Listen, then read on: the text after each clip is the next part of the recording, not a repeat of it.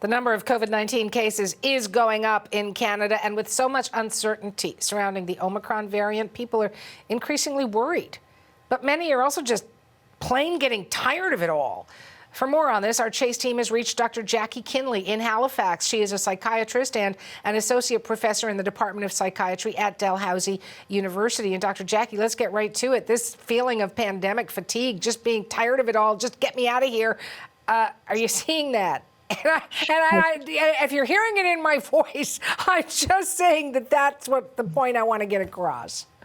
Hi, Suhanna. No, absolutely. People are feeling very frustrated, but in addition to the frustration, they're also having a lot of different feelings. They're scared, right? And they're sad. They've lost a lot. So what's your advice? I mean, what do you tell people who come in and say, I'm sad, I'm frustrated, I've lost a lot, and I'm just plain tired of it all? Well, I think, there's a couple of different things. I think there's sort of in the, heat of the moment, there's sort of crisis skills. There's lots of things that people can do. The first thing they need to do is they need to slow down and they need to breathe. I always say 100% of doctors recommend breathing, so put on your oxygen mask first. It's really important. And then shift your mindset. It's so important that people modify their expectations. Things are not going to go as planned, and so focus on what's under your control, and then the other thing is to acknowledge your feelings. Right, you're going to have a lot of different feelings. Talk about them. Don't suppress your feelings. It's natural to feel angry and scared and all of those things because we have lost so much. And the last thing I would say is stay connected, and I don't just mean sort of socially, to sort of people. We have to do that, but spiritually, don't ignore your spiritual needs too. I mean, that really is part of what the season is about, right? And reconnecting with our values, what matters. I've been doing a lot of baking, like probably people across the country, right? I've got a mountain of cookies, all kinds of different sorts. That's my mechanism for coping with some of the frustration as well. And then I think, oh my goodness, nobody's going to be able to come over. I'm going to have to eat all these cookies, and then I'm going to gain weight, and then I'm going to be even more depressed.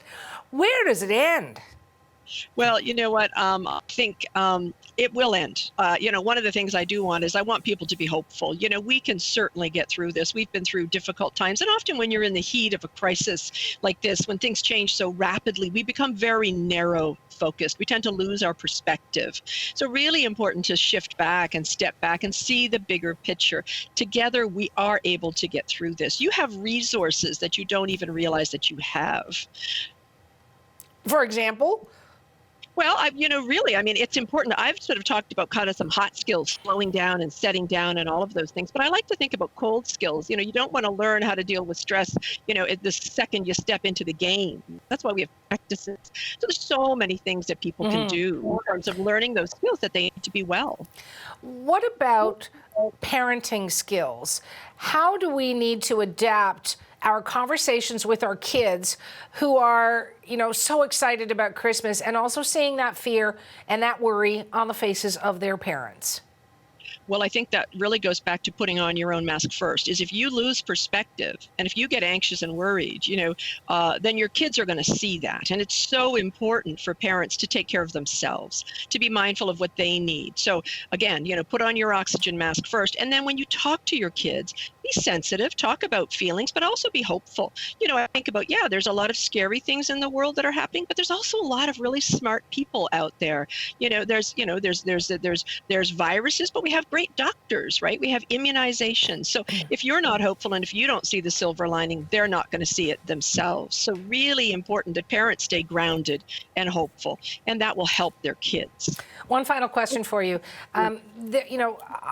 There are parents dealing with their kids, in many cases, people my age dealing with older parents that they want to make sure that they're safe, and the frustrations of not being able to do some of the things that you want to do. And then there are business owners who also have a whole bunch of other stuff piled onto them. How am I going to pay my rent? How am I going to make sure my staff has a job or has shelter because they can't keep their job? I mean, is that just simply a matter of putting your oxygen mask on first again?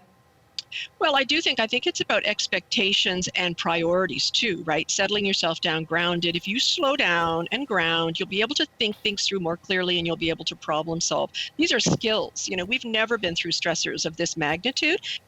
This has really surfaced an unmet need for skills. There's a lot of people that just don't have the skills to deal with it. And it's not that they can't do it. That's my key takeaway here. We can all learn these skills. We've never had to. There's an unmet need. And that's why we had so much mental illness even before the pandemic started, right? So there are things we can do. And so business owners, like everybody else, they need to learn these essential resilience skills so that when the times get tough, we're prepared and we're ready.